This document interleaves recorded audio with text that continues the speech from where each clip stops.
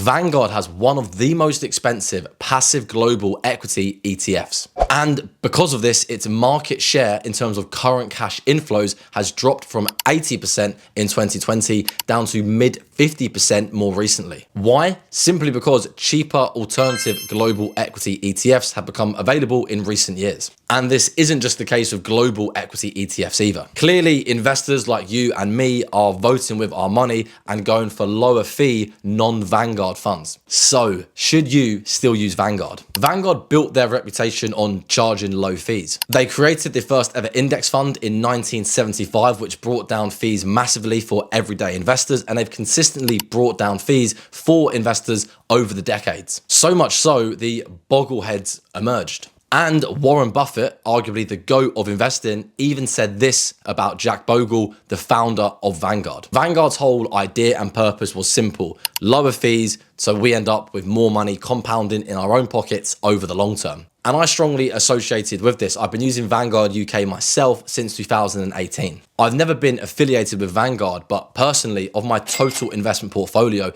I still currently have over £100,000 invested across my various Vanguard accounts. And in Stop, Wait and Start Investing, I specifically called them out as a go-to investment platform. However, in the UK, their platform fees and fund fees are no longer the lowest. And you probably already heard, but in case you haven't, back at the end of 2024, they announced they were increasing their platform fees in the UK. This begs the question, are Vanguard finished? Finish? No, they're American. He's finished, isn't he? He's not finished. He's only 28. Sorry, had to be done. But the bigger question is this Vanguard's slow downfall? Let's go through it, starting with their platform fees and then their fund fees versus their competitors. And this video will ultimately help you decide whether you should still use them, either their investment platform, their funds, or both. Quickly, a very important thing to point out is that Vanguard are both an investment platform and a fund provider in the UK. And that is why on pretty much every investment platform, any DIY investment platform in the UK, you'll see Vanguard funds are offered as an option to invest into. Right, let's get into their platform fees. If you have less than £32,000 invested on Vanguard's UK platform across their ISA, SIP, and general investment account, you will pay £4 per month. Now, this doesn't sound like a lot. It's not a big absolute amount, but as you can see on the screen, I pulled together a spreadsheet.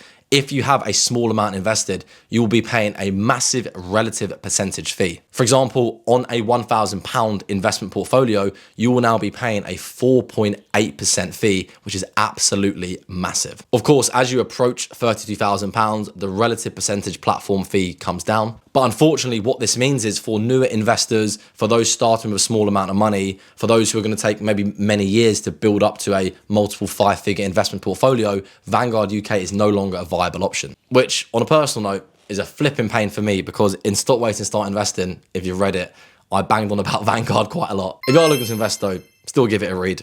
I've had some good reviews and it will help you out. If you have more than £32,000, then you go back onto their old fee structure, which is 0.15%. So if you do have a larger sum of money or you can build up your investment portfolio quicker, they are still a viable option and they're still cheaper compared to the older, larger, more traditional DIY platforms like Hargreaves Lansdown and AJ Bell. I also made a full YouTube video going through all these Vanguard changes when they were announced. I'll link it in the description below if you want to watch that after this one. It is worth saying that Vanguard do still have a good offering. They offer an ISA, a SIP, a junior ISA, and a general investment account. They offer a range of low-cost index funds and ETFs. They also have great customer service. You can just give them a call and chat to them whenever you need to, which is very reassuring, particularly if you're gonna have a load of money invested with them. And on some of the newer, cheaper investment platforms, you haven't got that luxury. However, many investment platforms do now offer 0% platform fees, the largest two or most notable two being Trading 212 and Invest Engine. So straight away, if you use one of those options, you're either going to save yourself £4 a month or 0.15%. So you're going to lower your fees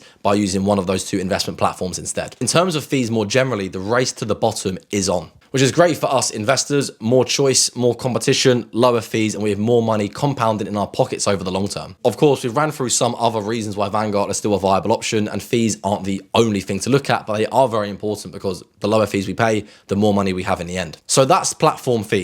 If you have got a smaller portfolio, it's probably going to be better looking at another investment platform such as Invest Engine or Trading 212. Although if you do have a larger portfolio and you can build up a pot quickly, then I still think Vanguard are a viable option. I'm not a financial advisor, of course. Just my opinion, but I hope that helps. So that's the platform fee. What about their fund fees? The bottom line is, as you can now see on your screen, there are cheaper alternative options for low-cost global equity investors. For many years, the plan was FTSE All World and chill, or FTSE Global All Cap and chill. Choose a low-cost diversified global fund with thousands of stocks in it, invest into it every single month, chill out, do that for decades, simple. However, there are now other low-cost global equity ETFs on the market that we can use instead, which offer similar levels of diversification for a lower fee. And as you can see here, back in 2020, Vanguard really dominated the global equity ETF game. The FTSE All World captured 80% of inflows. However, as competitors have come into the market or reduced their fees, their market share of cash inflows has fell quite drastically just over a few year period between 2020 and 2024. The reason being, even though some of these funds are actually quite smaller in size, have less assets under management, have less stocks in the funds themselves, they are much lower fee and investors attracted towards lower fees. The last time Vanguard cut their fees for their global fund was from 0.25% to 0.22% in 2019. Since then, they've remained unchanged, even as these other fund providers and global funds have come into the market and cut their fees. And that's been reflected in the global equity ETF inflows. Part of the problem is that Vanguard actually don't offer that many ETFs compared to their competitors. And a few of their largest ETFs, as you can see here, generate a massive lion's share of their income. Their top two ETFs, the FTSE All World and the S&P 500, really do dominate and are their money makers. So if they were to cut their fees, they're obviously then going to make less money. Even though their owner share structure is unique compared to other investment providers, they of course still need to charge fees to cover their costs. So will Vanguard UK cut their ETF fees, particularly for the FTSE All World, which is now more expensive compared to their competitors?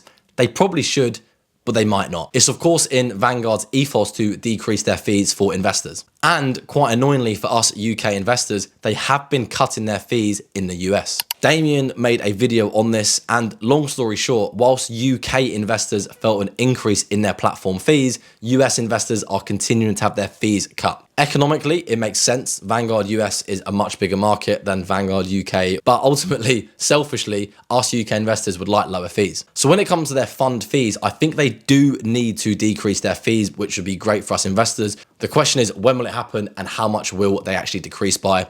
And no one knows. Of course, if that does happen, I'll make a video on it, so you'll see it here first. So to answer the title of the video, is this the downfall of Vanguard? Sort of yes, but also no. Yes, in the sense that due to their platform fee increase, loads of customers are choosing to use cheaper alternative platforms. Not to mention that for newer investors, it's really no longer a viable option to use Vanguard. On top of that, their fund fees are now more expensive compared to competitors. So they will need to ideally bring down their fees. Once again, selfishly saying that because I'd love to pay lower fees, but they hopefully will bring down their fees to remain more competitive. However, they are still one of the most trusted, one of the largest, one of the most reputable investment platforms and fund providers out there. And there will always be people, really myself included, who just want to Vanguard and chill, automatically invest into low-cost global ETFs with the second largest asset manager in the world and hold for the long term. So downfall, in all honesty, and it pains me to say this, there probably is a slight downfall in Vanguard UK. And that's really been shown as people are using alternative investment platforms and alternative fund providers. However, it's of course not the end of Vanguard. I know I've been speaking about global ETFs in this video. Well, if you want to see what is the best global fund, watch this video here. And yeah, that's all about Vanguard. Thanks for watching. Appreciate it.